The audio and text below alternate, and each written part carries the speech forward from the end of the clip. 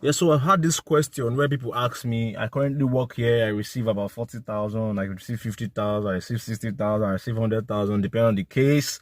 Should I quit my job and then buy a car, being able to save, so amount of money? My personal advice for you is that You know, mentors don't tell me I go find work. They say by driving not go pay. I'm on a very long trip. All the way from Diamond Station, go to do down to Diamond State, Igondo. Wow, what a coincidence. You gotta be tough to shine as bright as a diamond from the rough.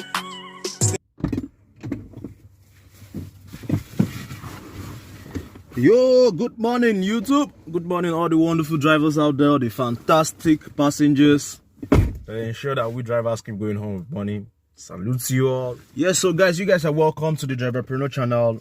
And I'll be talking about why being a full-time driver, like full-time, I mean full-time, you dedicate your 5 or 6 days a week to it. It's not exactly a very sustainable business. And why, of course, you need to, diversify your source of income. So guys, stay tuned. Let's dive into today's video straight up. Yes guys, welcome to the channel, to the Driverpreneur channel. I am a Lagos based driver. I drive full-time for the rideshare industry in Lagos State, Nigeria. In this channel, I share my experience as a driver, with the intent to help other drivers or people that intend to invest in the industry. With my experience, I share my experience, being a driver in Lagos. And of course, I also share my journey into becoming financially free. So I try a couple of other things on the internet to try to generate multiple streams of income for myself. So anytime I make gain on those aspects, I also share it on the channel. I share issues relating to car maintenance. There's a lot of things. I share some entertaining content because while I'm not finish, the other day I posted the video of that was the last video I posted of me, driving through Unilag and spotting, fine, pretty ladies. So people didn't really go well with that video, but man, guys, you guys to chill now. Chill. Not every time will be all serious. Sometimes we have to just do something fun, something random, something out of the blues. You never know the content that would, take this channel, like give this channel 1 million views, So guys, just relax, take a chill pill, relax, enjoy, just enjoy the flow of what the channel brings to you. So if this is your first time coming across the channel, or if you're watching the videos in the past without subscribing, kindly hit that subscribe button. It's totally free to subscribe. You don't have to pay to subscribe.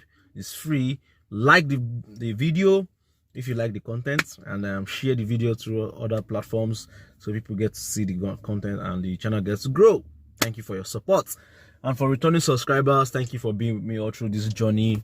Salute you guys with my both hands. You guys have been amazing, wonderful. I appreciate all the feedbacks from the comment section. I appreciate your love, your support, your likes. In fact, thank you very much. Yeah, so why is driving full-time not exactly a sustainable business? And this same reason is why most of the loan companies are refusing to give us loans. Like, although I've discovered a company that gives me loans. Sometimes when I go so desperate in need of money, I just quickly go to the company and they give me loan, which has helped me a couple of times in the business when I have some multiple car issues and it's overwhelming. I just go to them and they give me loan and fix my car, and then I get to repay. So number one, the first reason why this rideshare full-time is not exactly a sustainable business is because these things we drive, they are machines. I know it is very good to have a good maintenance culture, but at the same time, they can just go bad on you without warning, especially some components that you may be overlooking, like especially like the AC components, and which is going to make me tell you guys the story of what happened to me yesterday. So yesterday I was driving. Yesterday was Sunday, and Sunday is known for surge. At least, even despite the fact this is August, Sundays are still okay. Sundays are times that you can go out and still make at least something reasonable. So I decided to go out to drive because throughout the week, Monday to Saturday, I didn't go out at all. I was home. So I decided to go out. That's yesterday, which was Sunday. So I was driving. My AC was chilling, cooling. I was enjoying playing music, having a good time in my car. Expecting that first request that will be with Surge.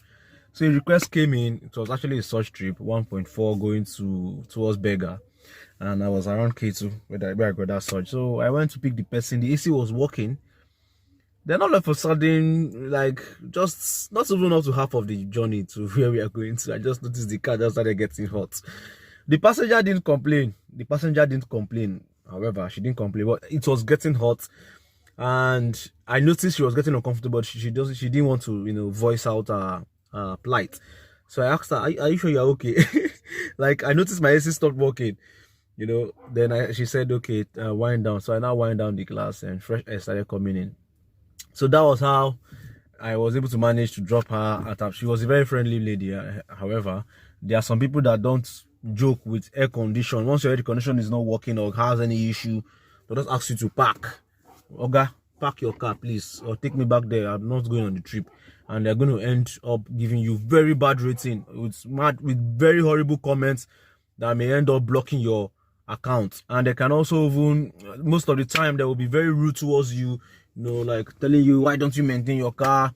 Meanwhile, they don't know this is not a very easy business. It's not easy. I must tell you, sometimes several things can just go bad, back to back. And that can leave a driver stranded, not knowing where to start from. Not everything it's based on your negligence. Like, what do I need to do to take care of my AC? I make sure that there's always gas. AC is not supposed to even leak because it's airtight. So there's gas in it. AC requires little maintenance, like except when you have compressor or condenser issue or evaporator issue. That's when you have to, but AC can just go bad on you, and you're not even sure of the maintenance costs of the problem, because there are various components in the air conditioning unit of a car. They have the evaporator, the condenser, the compressor. The evaporator seems to be the most expensive component in the AC unit, I think, followed by the compressor, then the condenser. So please, passengers, when you enter our car and our AC is not working, bear with us. It may just be that thing just happen immediately, especially when it's not a hot day.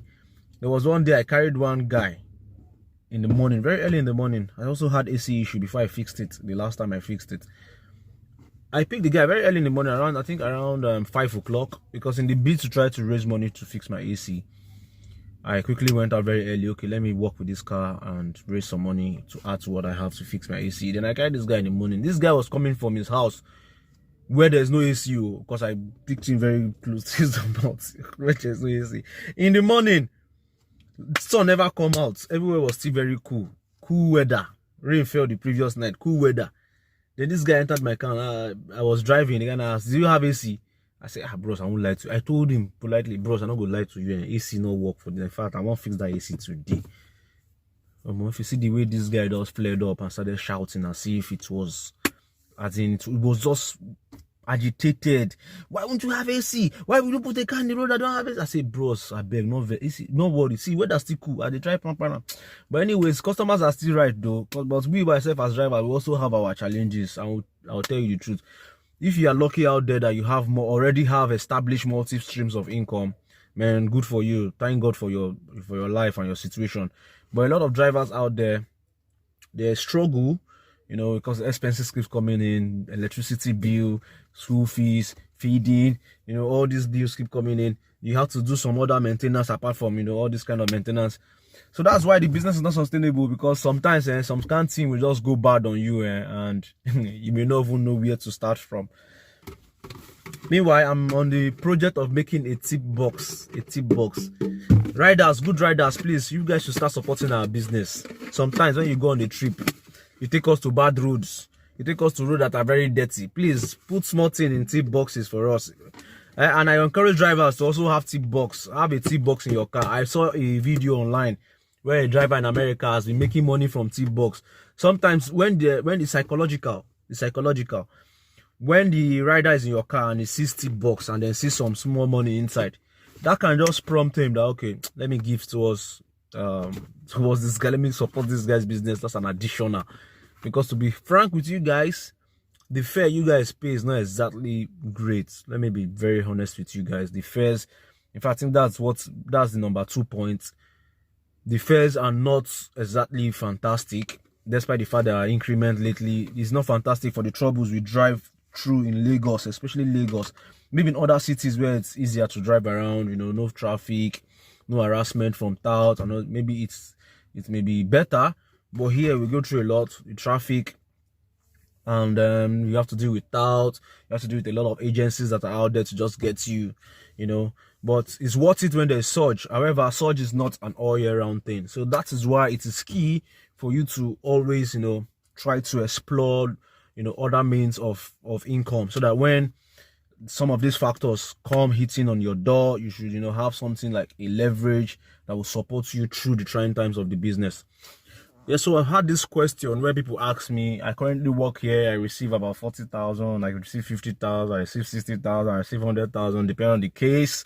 Should I quit my job and then buy a car, being able to save so amount of money? My personal advice for you is that do not quit your job as right immediately. Do not quit your job to go full-time into rideshare. It also has its own challenges.